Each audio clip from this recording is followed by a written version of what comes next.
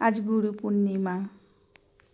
আজ গুরু পূর্ণিমার দিনে আমি আমার সকল গুরুর চরণে শত কোটি প্রণাম জানাই। প্রণাম জানাই আমি আমার মাকে, যার কাছ থেকে আমি জগতের আলো পেয়ে আজকে আমি এখানে। আর আমার গুরুদেব আমার আলোর পথের দিশা দেখিয়েছে। যখনই কোনো বিপদে পড়েছি আমি লোকনাথ বাবার শরণে গেছি, সঠিক রাস্তা ঠিক খুঁজে পেয়েছি।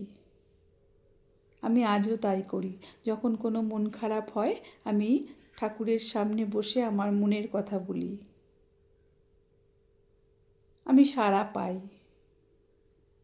তাই লোকনাথ বাবা আমার সঙ্গে সব সময় মনে হয় যেন সাথেই রয়েছে।